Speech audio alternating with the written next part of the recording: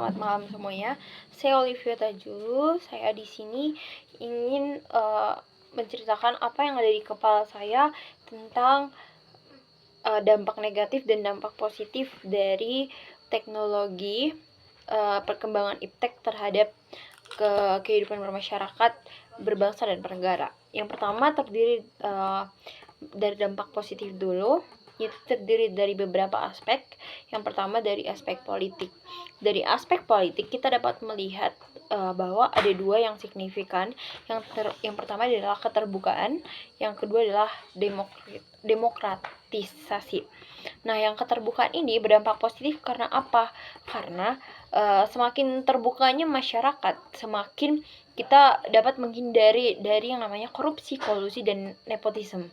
Lalu dari ketiga hal tersebut, karena kita dapat menghindari, menjadikan masyarakat atau sebuah pemerintahan itu menjadi lebih baik. Nah, yang kedua adalah demokratisasi. Semakin bagusnya demokratisasi di dalam suatu negara, akibat dari iptek tersebut menjadikan kualitas dan kuantitas dari masyarakat itu menjadi lebih baik, dan SDM-nya juga lebih baik ke depannya, serta kita masyarakat dapat berpartisipasi untuk ikut serta memilih kebijakan publik serta pemimpin yang akan dimaui masyarakat. Lalu yang kedua dari aspek ekonomi. Ini dapat terlihat jelas. Yang pertama dari penanaman modal atau investasi. Terus yang kedua ada terbukanya pasar internasional bagi kita, seperti kita ikut join di kancah-kancah internasional. Itu salah satu dari dampak positif iptek. Lalu yang ketiga ada aspek sosial budaya. Dari hal positif aspek sosial budaya ini, kita secara tidak langsung menemukan alat-alat komunikasi yang semakin canggih, yang memungkinkan kita untuk memperoleh informasi dari luar secara cepat dan tepat, serta kita dapat berkomunikasi mulai dari negara ke negara, kota ke kota. Lalu yang keempat itu ada dari aspek hukum, pertahanan, dan keamanan. Dalam bidang ini kita dapat melihat aspek positif dari iptek itu adalah supremasi hukum, pertahanan, dan keamanan kita yang semakin meningkat. Lalu yang kedua ada dari menguatnya regulasi hukum atau menguatnya peraturan-peraturan dari hukum, mulai dari peraturan perundang-undangan yang tidak memihak siapapun itu, mulai dari yang terkecil sampai yang terbesar. Selain dari itu, kita akan mempelajari hasil dari otak saya, yaitu dampak negatif dari iptek tersebut kepada masyarakat secara luas, yaitu bernegara, berbangsa, dan bermasyarakat. Yang pertama tadi dari aspek politik.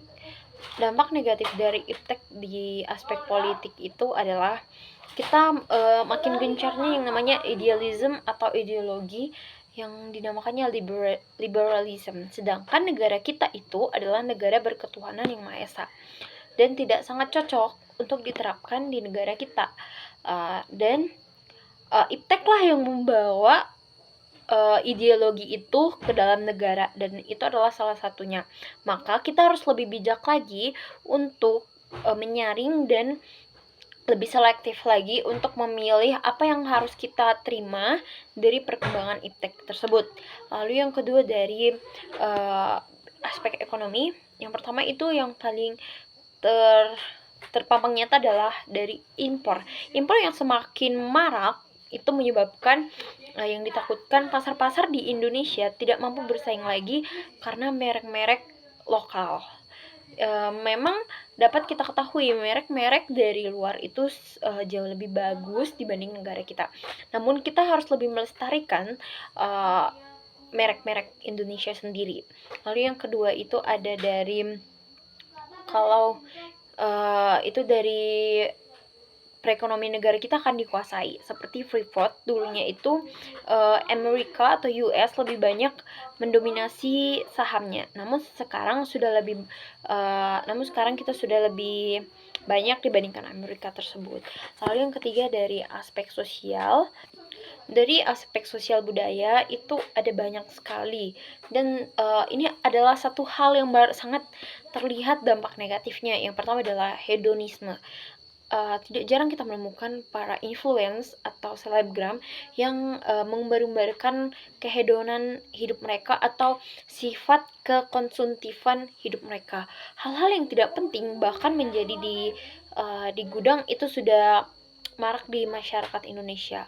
Terus, adanya sikap individualism, terus adanya kesenjangan yang sangat tajam, itu biasanya, sangat terlihat di kota-kota besar. Dan yang terakhir dari pertahanan dan keamanan, dampak negatifnya itu adalah salah satunya adalah sifat masyarakat yang semakin anarkis dan mereka, adanya gerakan untuk separatism. Jadi mereka seperti namanya, OPM, Papua Merdeka, itu adalah salah satu dari dampak negatifnya. Nah, teman-teman, untuk menyikapi hal tersebut, kita harus lebih selektif dan bertanggung jawab terhadap apa yang kita gunakan, apa yang kita pakai seperti smartphone sekarang. Kita harus lebih pintar dan pandai untuk memilih apa yang bagus dan apa yang tidak baik ke depan dan dalam diri kita. Maka dari itu, kita harus lebih bertanggung jawab dalam pengembangan iptek. Baiklah, sekian dari yang saya dapat jelaskan. Terima kasih. Bye-bye.